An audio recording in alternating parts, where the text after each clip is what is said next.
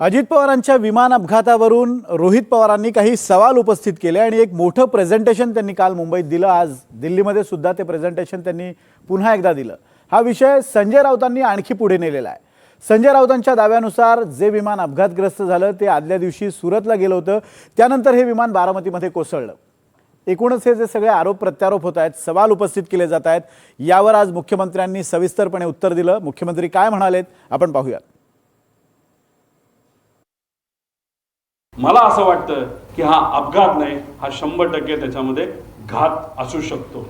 अजित पवार यांचा दुर्दैवी मृत्यू हा महाराष्ट्रावर झालेला आघात आहे। महाराष्ट्राच्या राजकारणाचा समतोल त्यामुळे बिघडला। एखाद्या व्यक्तीला आपल्याला जर मारायचं असेल तर सगळ्यात सोपा मार्ग कुठला असेल तर त्या व्यक्तीचा जो चालक आहे त्याला जर आपण मारलं तर विषय संपला।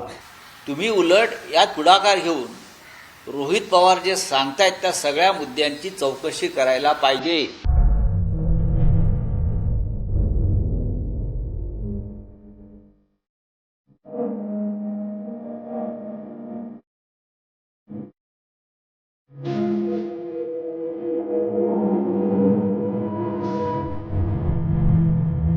अजित पवारांचा विमान अपघात होता की घातपात? रोहित पवारांनी दिलेल्या या प्रेझेंटेशन नंतर संजय राऊतांनीही या घटनेमागचा संशय वाढवलाय। हा अपघात नाही तर 100% घातच होता असं रोहित पवार म्हणाले। त्यावर संजय राऊतांनी विषय अजूनच पुढे नेलाय। राऊत म्हणतायत अपघाताच्या आदल्या दिवशी विमान गुजरातच्या सुरतमध्ये गेलं होतं आणि दुसऱ्या दिवशी बारामतीला गेल्यावर कोसळलं। रोहित पवार जे सांगतायत त्या सगळ्या मुद्द्यांची चौकशी करायला पाहिजे। तटस्थपणे हे CID आणि अमुक वगैरे चौकशी करणार नाही। हा फार तांत्रिक विषय आहे, हा रहस्यमय आणि राजकीय विषय आहे। आदल्या दिवशी एक विमान सुरतला जातं, गुजरातला जातं, ते दुसऱ्या दिवशी अजित पवारांना घेऊन जाण्यासाठी बारामतीत येतं आणि विमान कोसळतं। पूर्व विदर्भातल्या एका नेत्याच्या फाईलवर सही करण्यात वेळ गेला, त्यामुळे दादांना उशीर झाला आणि अजित पवारांनी दुसऱ्या दिवशी विमानानं जाण्याचा निर्णय घेतला असं रोहित पवार म्हणाले होते। राऊतांनी म्हटलंय, हा नेता कोण ते सांगा। ताफा सुद्धा लागला होता। एक फार मोठे नेते दादांना भेटण्यासाठी येणार होते, ते वेळेत येणार होते, पण उशीर झाला। ते उशिरा आल्यामुळे आणि चर्चा उशीरपर्यंत सुरू राहिल्यामुळे दादांचा वेळ त्याच्यामध्ये गेला आणि 5-5:30ला जे दादा गाडीने जाणार होते ते गाडीने जाऊ शकले नाही। त्यांना पर्याय राहिला नाही, त्यांना विमान बुक करावं लागलं आणि म्हणून 7:13 म्हणजे संध्याकाळी दुसऱ्या दिवशीचं विमान हे आदल्या दिवशी म्हणजे 27 तारखेला तिथं बुक झालेलं आपण बघितलं। पूर्व विदर्भातले ते नेते कोण आहे सांगायला पाहिजे। ते भारतीय जनता पक्षाचे आहेत का, ते राष्ट्रवादी काँग्रेस पक्षाचे आहेत का, ते कुठल्या पक्षाचे आहेत, त्यांचं नाव सांगायला काहीच हरकत नाही।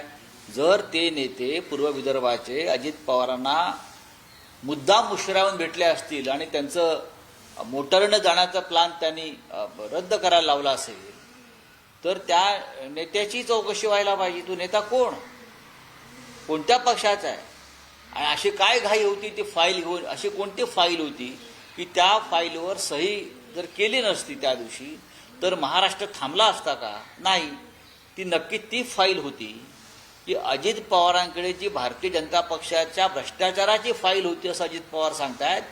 त्या फाईलचा ताबा घेण्यासाठी ते येऊन तिथे थांबले होते। हे फार गंभीर गोष्ट आहे। रोहित पवार यांनी अजित पवारांच्या अपघाताबद्दल प्रेझेंटेशन देऊन सगळ्या अँगलनं हा अपघात आणि त्यामध्ये असलेला संशय समोर आणलाय। या प्रेझेंटेशन नंतर अजित पवारांच्या अपघाताची लवकरात लवकर चौकशी व्हावी ही मागणी आता जोर धरतेय। तर या अपघाताची सखोल चौकशी सुरू असल्याचं मुख्यमंत्री देवेंद्र फडणवीस यांनी सांगितलंय। देवेंद्र फडणवीस जे म्हणतात मुख्यमंत्री की अजित पवार माझे मित्र होते, त्यांच्या मृत्यूचं राजकारण करू नका, हे राजकारण नाहीच आहे, ही मागणी आहे, हा संशय आहे। तुम्ही उलट यात पुढाकार घेऊन रोहित पवार जे सांगतायत त्या सगळ्या मुद्द्यांची चौकशी करायला पाहिजे। त्यामुळे त्यांच्या अपघाताची पूर्ण सखोल आणि नीट चौकशी झाली पाहिजे। ही मागणी काही चुकीची नाही। पहिल्यांदा ही मागणी मी स्वतः केली होती। आपल्याला कल्पना असेल तर मी केंद्र सरकारला पत्र लिहून या अपघाताची योग्य प्रकारे चौकशी करावी असं सांगितलं होतं। त्याच्यावर केंद्रीय नागरी उड्डयन मंत्र्यांनी विशेष चौकशी गठीत करून त्या संदर्भातलं पत्र देखील मला पाठवलेलं आहे. रोहित पवार म्हणतायत ते हा विषय लावून धरणार आहेत, तर विमान अपघाताची चौकशी सुरू झाली आहे असं मुख्यमंत्र्यांनी स्पष्ट केलंय.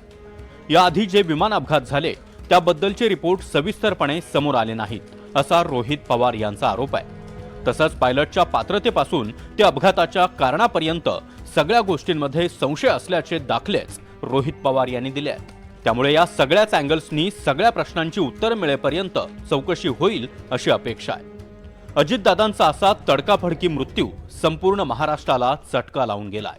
त्यामुळे दादांच्या विमान अपघाताचं सत्य काय याचं उत्तर संपूर्ण महाराष्ट्राला हवंय. Bureau report, NDTV Marathi, Mumbai.